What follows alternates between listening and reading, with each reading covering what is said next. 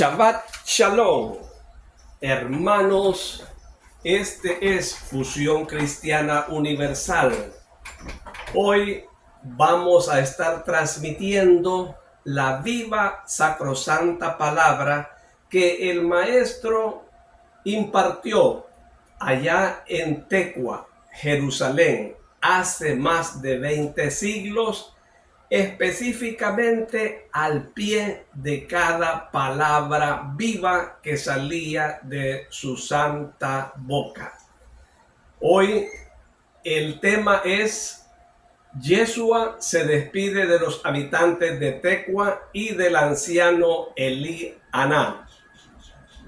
Siempre un recordatorio, porque si tú eres nuevo y la novedad, esta sensación espiritual del programa es que tú tienes que meditar esta palabra cerrando tus ojos y abriendo el ojo del pensamiento.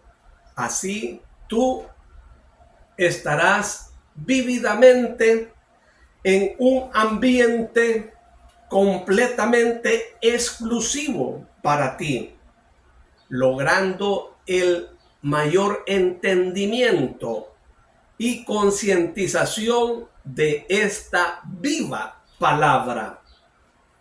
La iniciamos. La parte posterior de la casa de Simón de Tecoa no es otra cosa sino una plaza a la cual hacen de alas los lados de la casa, que es en forma de U. Digo plaza porque en los días de mercado, como el que veo yo, se abre por 3 sitios el fuerte enrejado que la separa de una plaza pública más grande, y muchos vendedores invaden con sus puestos los pórticos que hay en los 3 lados de la casa. Comprendo ahora la utilidad financiera que estos pórticos, porque Simón, como buen hebreo, pasa exigiendo de cada mercader el alquiler del lugar ocupado. Y Simón se lleva consigo al viejecito, vestido ahora decentemente, y a todos se los presenta diciendo: de ahora en adelante le pagaréis a él la suma establecida. Luego, recorrido ya todos los pórticos, dice a Elí Aná: este es tu trabajo aquí dentro, con la posada y los establos. No es difícil ni fatigoso, pero te demuestra cuánta estima te tengo. He echado a uno después del otro, a 3 que me ayudaban porque no eran honestos, pero tú me satisfaces, y además te he traído él. Y el maestro sabe conocer los corazones. Vamos donde él ahora a decirle que si quiere, la hora es buena para predicar. Y se marcha seguido por el viejecito. La gente va llenando cada vez más la plaza y el rumor también va aumentando. Mujeres para las compras, mercaderes de ganado, compradores de bueyes para los arados o de otros animales, campesinos encorvados bajo el peso de cestos de fruta, alabando sus mercancías, cuchilleros con todo lo que corta, bien expuesto encima de esteras, y que con una bulla infernal descargan las hachas sobre leños para mostrar las consistencias de la hoja o con un martillo golpean en hoces que tienen colgadas en caballete para que se vea el perfecto temple de la hoja,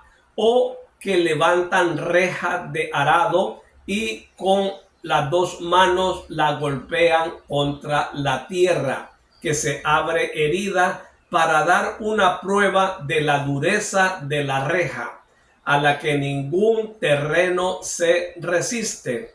Y los que trabajan el cobre con ánforas y cubos, sartenes, lámparas, que golpean en el metal sonoro hasta aturdir para que se vea que es macizo,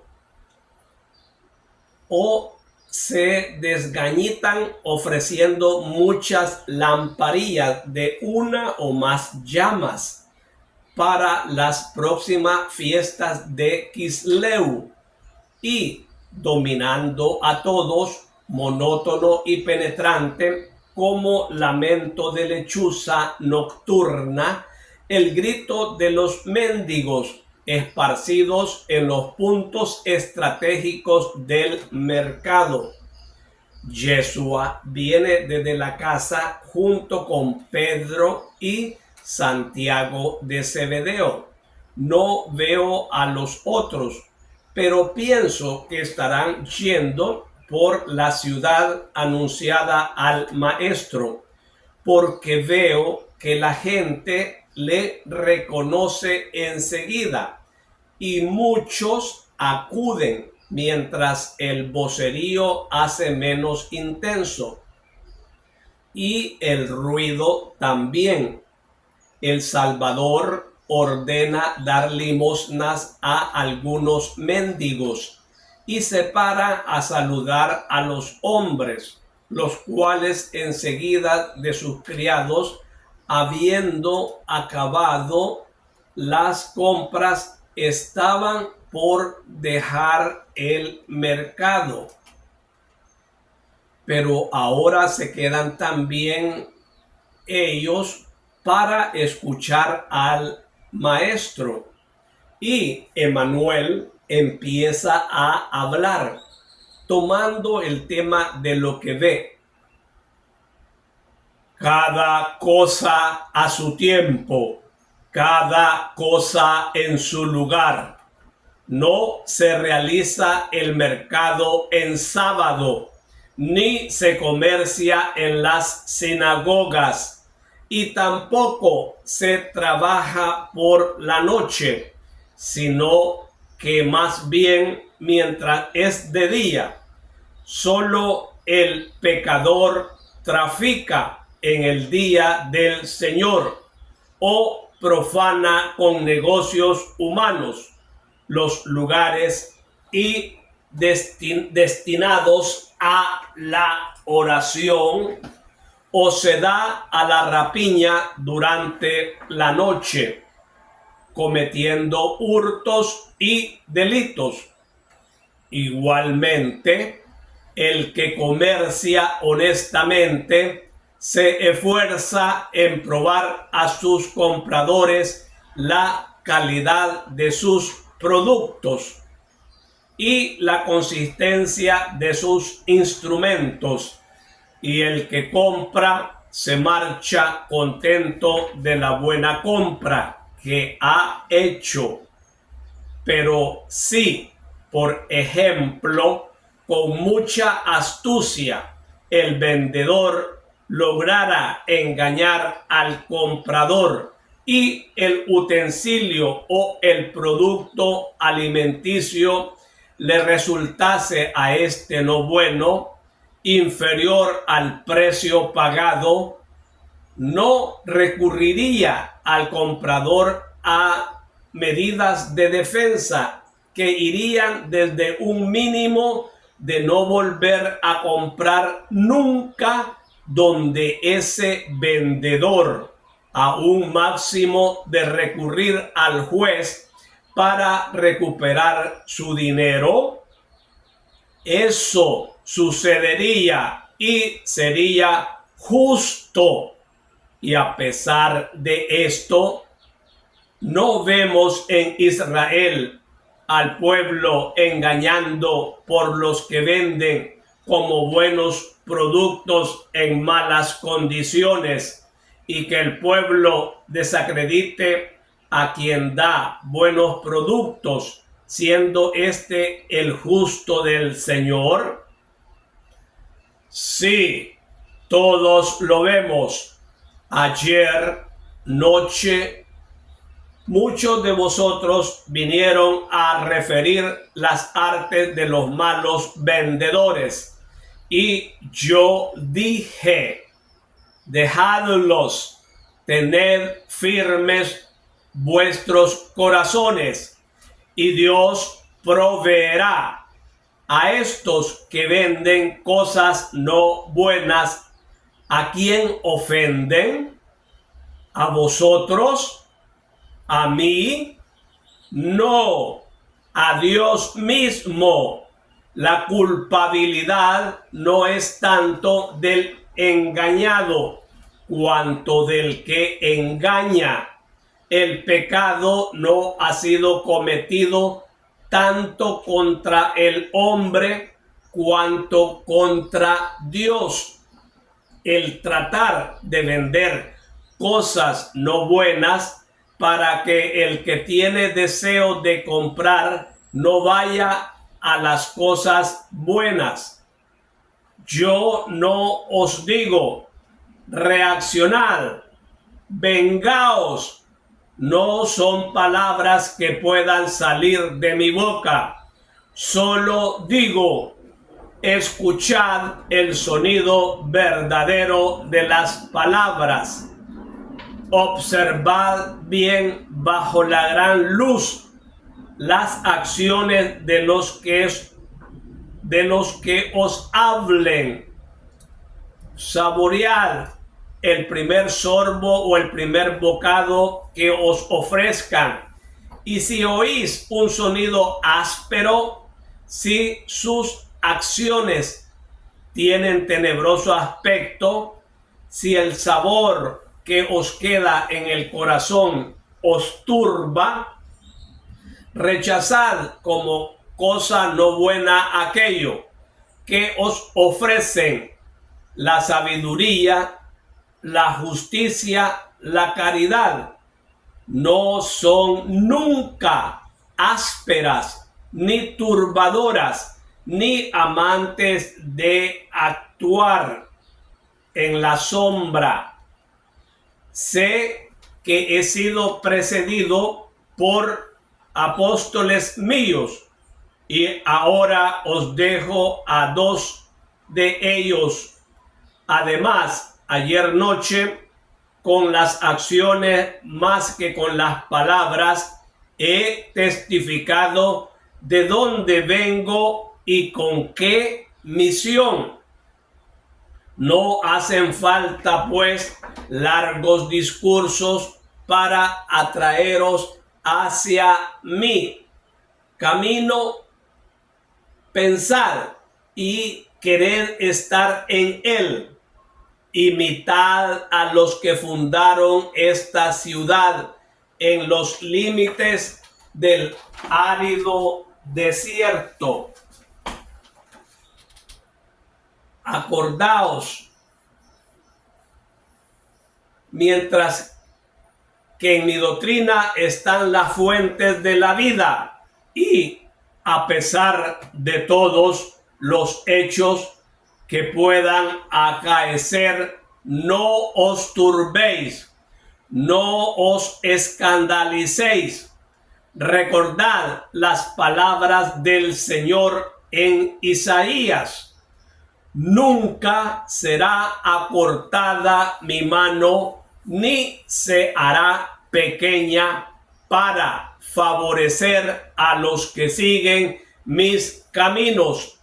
De la misma forma que nunca será anulada la mano del Altísimo para castigar a aquellos que a mí, que vine y bien pocos encontré, para acogerme, llamé y pocos respondieron.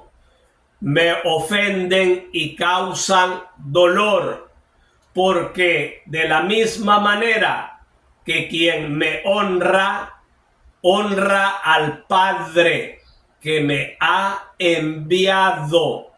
El que me desprecia, desprecia a aquel que me ha enviado. Y por la ley antigua del talión, el que me repudia será repudiado. Pero vosotros que habéis acogido mi palabra, no temáis los oprobios de los hombres, ni os acongojéis por sus ultrajes, primero contra mí y luego contra vosotros, porque me amáis. Yo, aunque parezca perseguido y vaya a parecer quebrantado, os consolaré y protegeré. No temáis, no temáis al hombre mortal, que hoy es y mañana no es sino un recuerdo y polvo. Temed al Señor, temed con un santo amor, no con miedo. Temed no con saberle amar, con medida proporcionada a su amor infinito. Yo no os digo, haced esto o aquello. Sabéis lo que debe hacerse. Os digo, amad. Amad a Dios y a su Cristo. Amad a vuestro prójimo como yo os he enseñado. Y si sabéis amar, todo lo haréis. Yo os bendigo, habitantes de Tecoa, ciudad situada en los lindes del desierto, pero oasis de paz para el perseguido Hijo del Hombre, y que mi bendición permanezca en vuestros corazones y en vuestras casas, ahora y siempre. Quédate, maestro, quédate con nosotros. El desierto fue siempre bueno para los santos de Israel. No puedo, tengo a otros que me esperan. Vosotros estáis en mí, yo en vosotros, porque nos queremos. El Salvador con dificultad pasa a través de la gente que le sigue, olvidada de comprar o vender y de todas las demás cosas. Enfermos curados que todavía le bendicen, corazones consolados que le dan gracias, mendigos que le saludan. Maná vivo de Dios. El viejecito está pegado a él.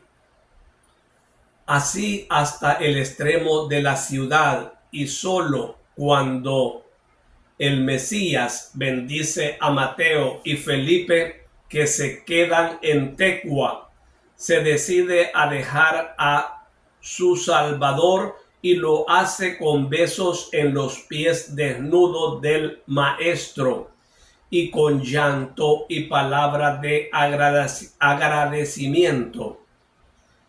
Levántate, Elí Aná, y ven que quiero besarte.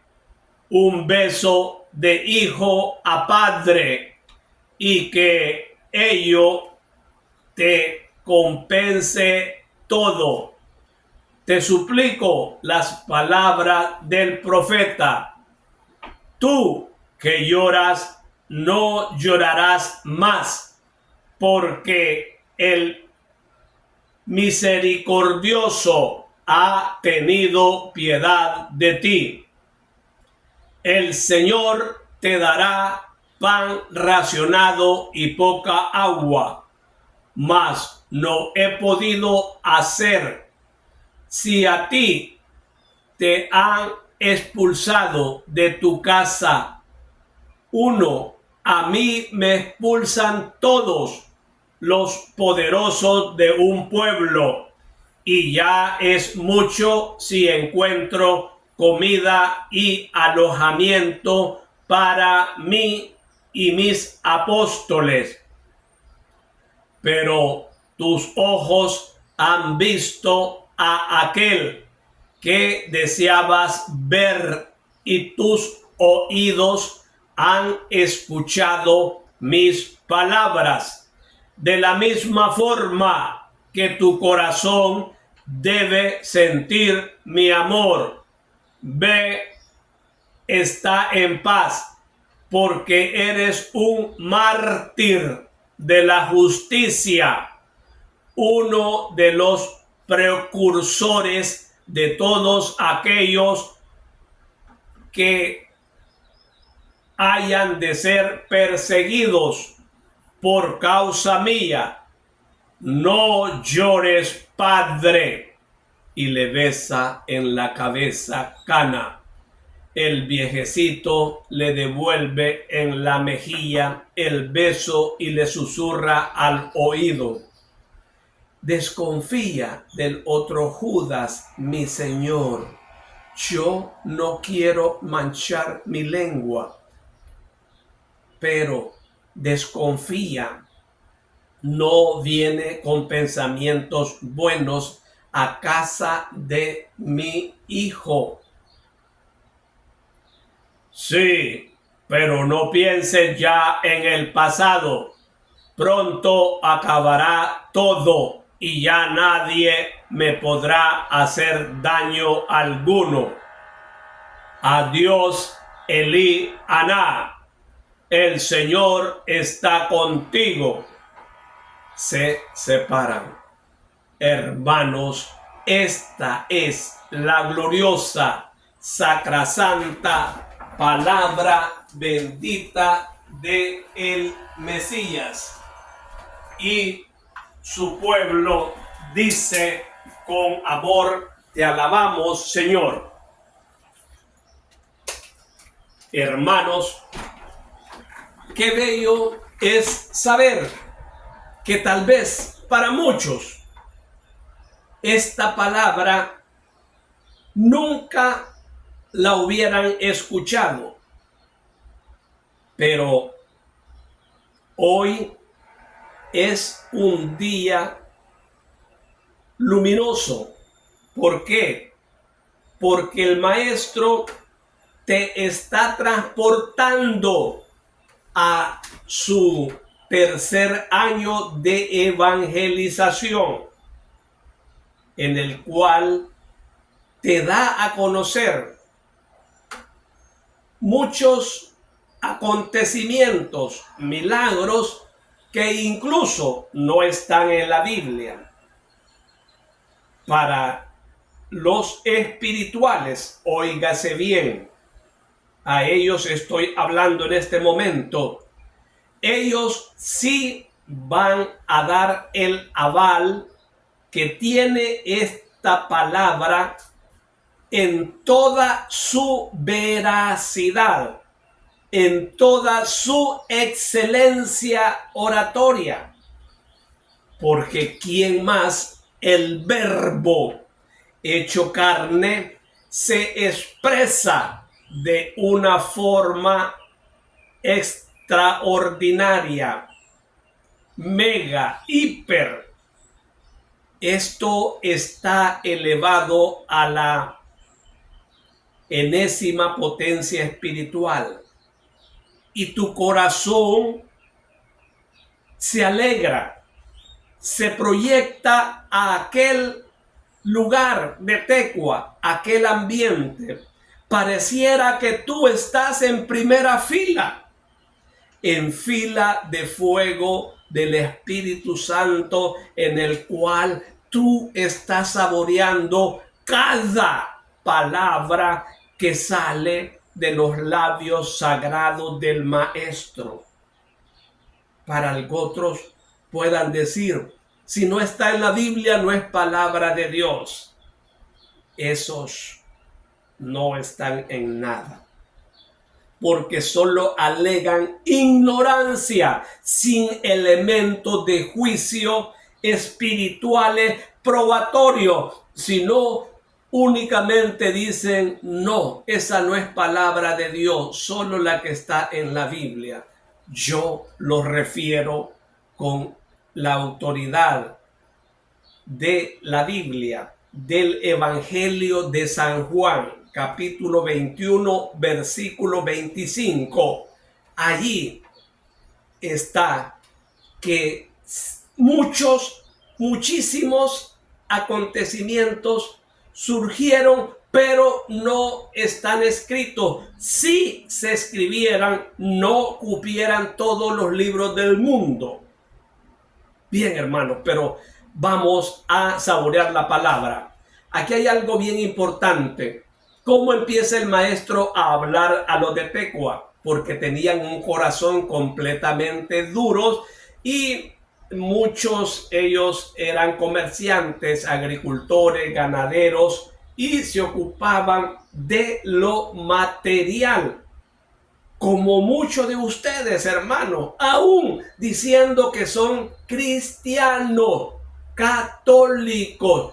Esto no va para los judíos, porque los judíos sí están ubicados en esta palabra. ¿Cómo empieza el maestro? Dice así: no se realiza el mercado en sábado, ni se comercia en las sinagogas, y tampoco se trabaja por la noche, sino más bien mientras es de día.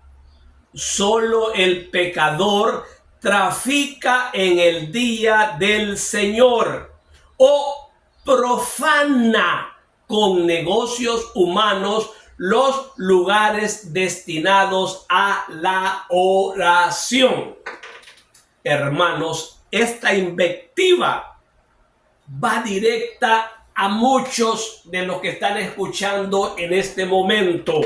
¿Por qué? Porque el Señor quiere ubicarlos en su tercer mandamiento, el cual en un 95% o más, tanto católicos y cristianos no lo cumplen.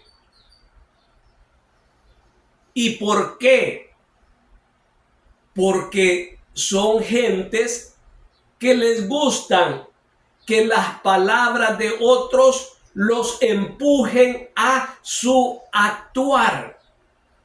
Ellos no están concientizados, sino que se dejan concientizar. He allí el estribo, he allí la dicotomía, he allí el error. ¿Por qué? Porque me dejo llevar por lo que dicen los otros. Y, hermanos, lo fundamental va a ser que en el último día, en esa reunión personal con nuestro Dios, porque vamos a estar frente a la verdad absoluta, y el maestro nos va a decir, ¿guardaste mi sábado? O nos va a decir, solo el pecador trafica en el día del Señor. ¿Y qué es eso? Que él utiliza o profana con negocios humanos los lugares destinados a la oración, como es el púlpito, como es la iglesia, como es el altar. Es allí donde cada uno vela y saca ventaja de sus intereses mezquinos personales para él. Siempre el púlpito y el altar lo utilizan, como dice el maestro en Tecua, para traficar. Dice, no se realiza mercado en sábado, ni se comercia en las sinagogas. ¿Qué han hecho de las sinagogas, de las iglesias, ermitas, iglesias? Un mercado, vendiendo sacramentos. Eso no es correcto. Un sacramento como el bautismo, como el matrimonio, como la Eucaristía, hay que pagar. Y eso el maestro, él y sus apóstoles y los discípulos y los que le siguieron jamás recibieron una perra, o sea, un centavo, un denario, un dracma por bautizar, por casar, por recibir el Espíritu Santo. No. Y la mayoría se queda callado, deja actuar, deja pasar. ¿Qué dice la palabra? Hechor y cómplice, pena igual.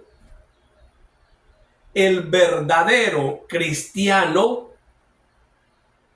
tiene que actuar, tiene que vivir la palabra y no dejarse embaucar. ¿Qué dice aquí? Que el maestro daba, dice, Jesús ordena dar limosnas. Y las iglesias en que se han convertido, pedir, pedir, pedir, pedir, limosneros. ¿Por qué no nos enseñan a tener fe? Miren, hermanos, así se ora, así tenemos fe, así se nos concede. Estos son los testimonios, pero la fe de ellos es pedir. No, hermanos. Lo bello es enseñar al pueblo a tener fe y primero ellos, las autoridades eclesiásticas, tienen que predicar con el ejemplo. Fácil es pedir y basar la palabra de Dios en mendicidad. No, hermanos, no es así. La iglesia, el altar, el púlpito es para enseñar a tener fe, orar, pedir, actuar, dando, haciendo obras de caridad, compartiendo como esa viejecita que dio los 2 dracmas que tenía, los 2 denarios, y que los echó allí en el lugar de las ofrendas y Dios la miró. Entonces lo importante es que nosotros tenemos que dar con amor, no que se nos exige.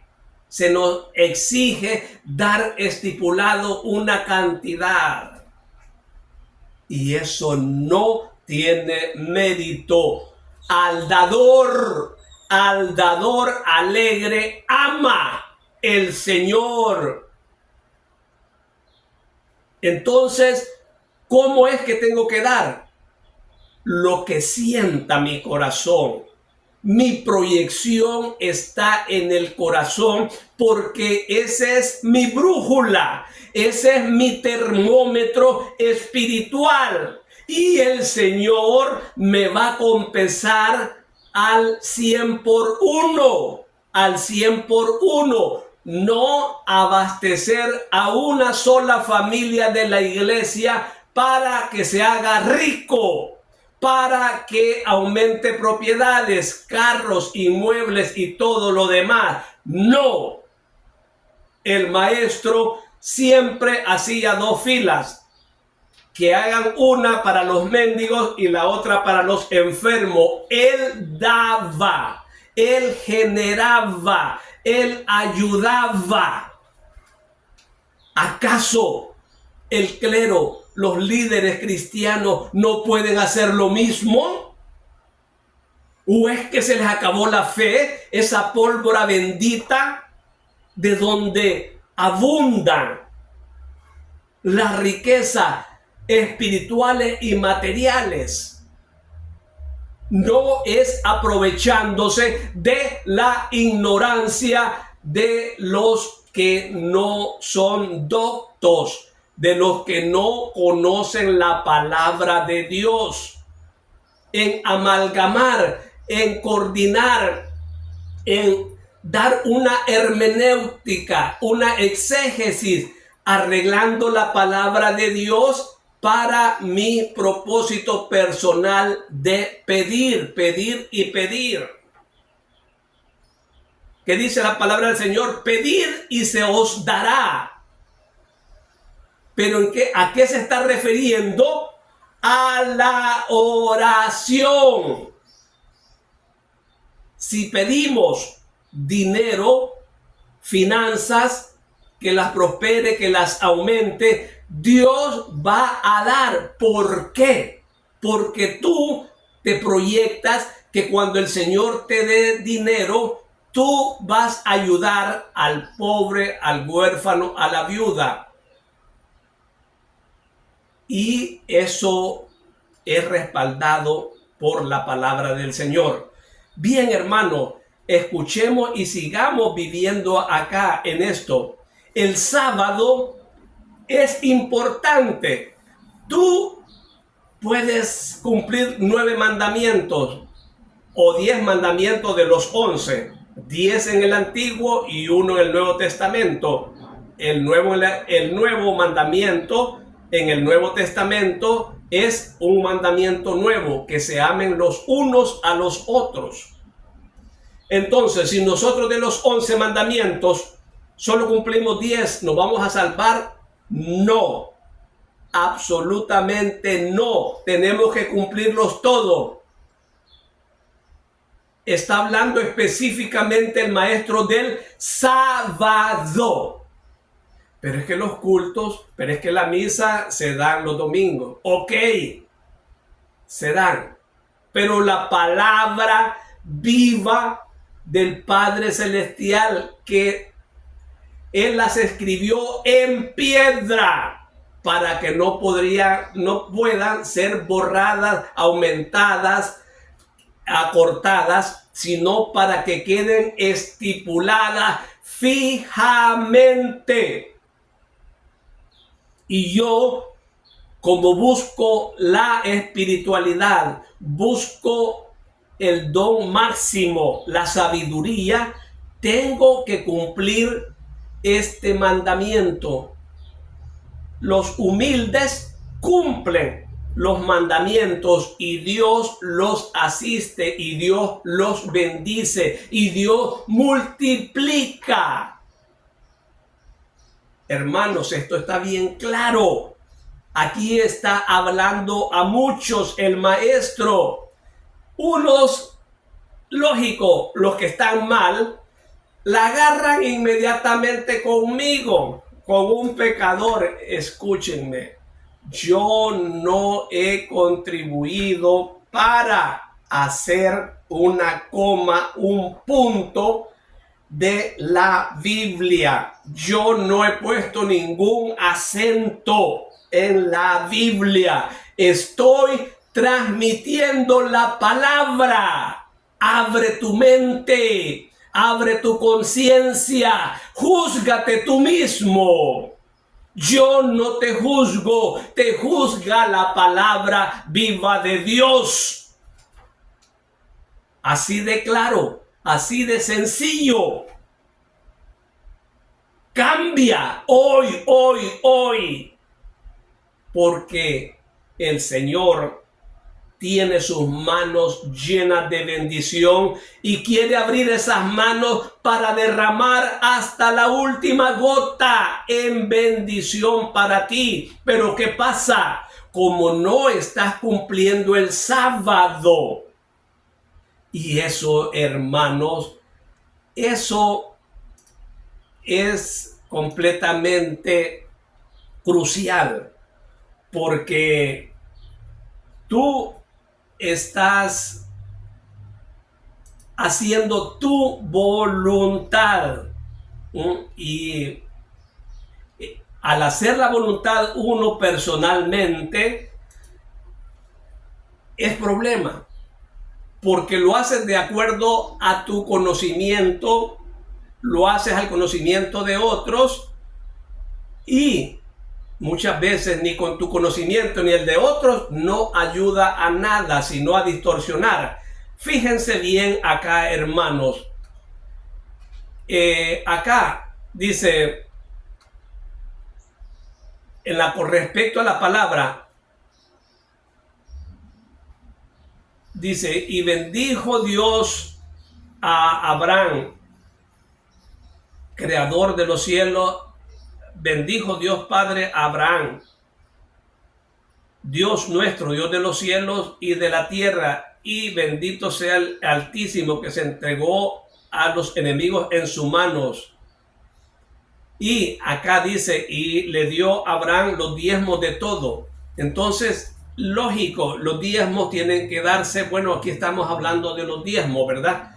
Pero bueno, es importante para aquella época, porque el maestro él no tributó, no dio un diezmo.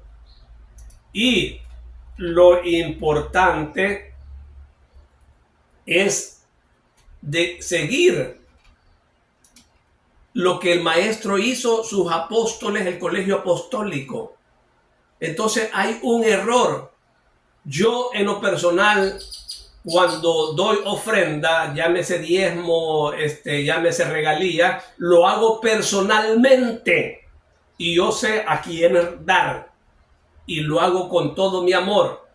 Entonces esto es importante, pero este es otro tema. Ya aquí como que nos estamos saliendo del tema en sí. La situación es que está hablando el Señor con respecto al sábado. En la Biblia hay más de 108 versículos de la Biblia sobre el sábado, día de reposo. ¿En dónde están estos? Empezando por Éxodo 28 al 11. Éxodo 31 del 13 al 17. En Génesis capítulo 2 del 2 al 3. En Éxodo 23, 12, Deuteronomio 5, 12, 15, y así llegaríamos hasta los 108 versículos con respecto al sábado. Es el día del Señor, es mandamiento, es algo incisivo que tenemos que hacer, nos guste o no nos guste. Si te metiste a ser cristiano, a ser un católico carismático, cumple la palabra, cumple el mandamiento y no te dejes llevar por los demás. Lee la Biblia y si no la puedes leer, pon a otro con las citas que yo te he dado. Hermanos, esta es la palabra sacra, santa, bendita del Maestro. Por favor, envía esto, porque tú no sabes la bendición cuando llegue a otro. No vas a hacer ningún esfuerzo, solo un clic. Y ese clic va a cambiar rotundamente la vida de los otros, de los demás. Y ellos van a orar después por ti y el Señor te va a compensar con creces. Alabado sea el Mesías, por siempre sea alabado. Y a su nombre, gloria, y a su gloria, más gloria. Nos vemos el próximo Shabbat, si Dios lo